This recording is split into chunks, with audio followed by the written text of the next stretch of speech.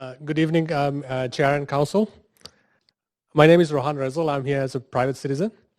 I oppose this motion because it emphasizes forced decampment and offers no concrete solutions for providing housing for the tent residents.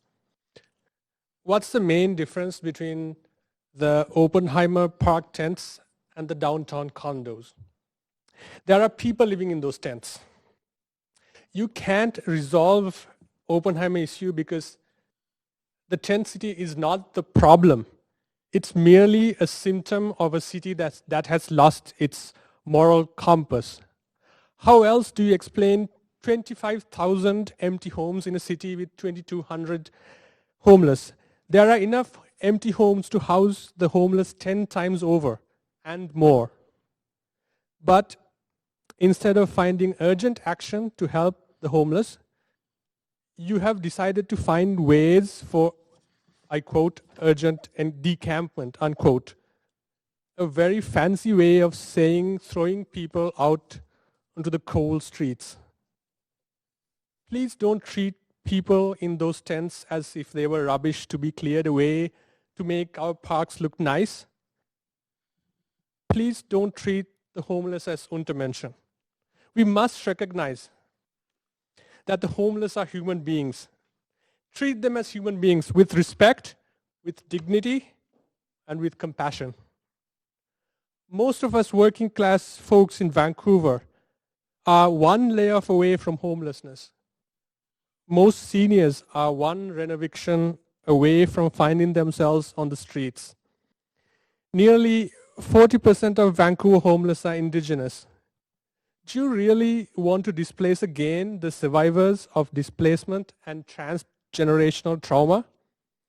Instead of prioritizing decampment, I urge you to acknowledge that the Oppenheimer Park and homelessness in Vancouver in general is a humanitarian crisis that requires immediate action above and beyond what has been done until now. I ask you to direct the staff to work with partners and consult with Oppenheimer Park residents about an accessible alternate site that ensures health and safety, access to services and supports, and is acceptable and appropriate for people currently living in Oppenheimer Park, including access to community kitchen, electricity, funding for peer support, storage facilities, 24-hour sanitation facilities with running water, and warming tent in Oppenheimer Park or other indoor site near downtown East Side Services. I'm out of time. And that is all of your time, but you do have questions. Okay. Instead of just moving it around, I'll ask my questions first. We have heard, as other council members have said, that this is an unsafe situation. I heard Commissioner Irwin say he doesn't feel unsafe down there, but I don't know. I haven't been down there at 3 in the morning, 4 in the morning. I haven't stayed overnight down there, but I know that the police have told us that it is unsafe. I know that there were 3 shootings within 15 minutes, not in Oppenheimer Park, but I understand in the downtown east side, and there has been, as was stated, a correlation to that. Does it concern you that we actually are not following the advice of people whose job is to keep people safe by leaving these people as sitting ducks, which is what has been described to me? Mr. Rizal, I really appreciate your opinion on this. Okay, thanks for your question. You know, the simplest way to end homelessness is to provide people with housing. It's like magic. You give them housing and homelessness just disappears. So I'm not asking you to keep the people in the tents forever. I'm asking you to, instead of this heavy-handed forced decampment approach, find people housing. Well, it's that simple. I don't know what else to tell you. Mr. Rizal, we did, and I just stated on September 6th on Global TV, there was an interview with an individual who stated that they were living in the park and that they had been offered housing by BC Housing, chose not to take that housing, and what they were going to stay in the park. How do you feel that we should handle that situation, considering there are kids at Raycam and Strathcona that can't play sports? Well, I mean, I was outside in the lobby and I was talking to people who actually lived in the camp. And, you know, one outlier, like Commissioner Irwin said, doesn't paint the full picture. One solar doesn't make the summer. That's all my questions. Councillor Dominato. Thank you, Mr. Rizal. Good to see you again. Thank you. I just want to acknowledge I'm in full agreement with you. Housing is absolutely critical. And if anyone, you know, Maslow's hierarchy of needs, we need those fundamental basics in order to be able to strive to other things in life and to get health care, education, and so on.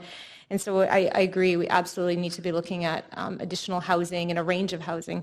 I do want to ask you about, Councillor Swanson and I were talking earlier, and some of the health risks that some individuals are facing living in Oppenheimer, pneumonia potentially, and things like that. And I'm wondering, a couple of things that we had proposed in this motion was around sort of medium to long term is having a low barrier shelter that would, and actually some of the services you were talking about we actually included in here, but also another piece of it was around outreach, because I think there's a recognition that we need to be reaching out to individuals, both sheltered and unsheltered, to connect them with health services, to connect them with housing, to connect them.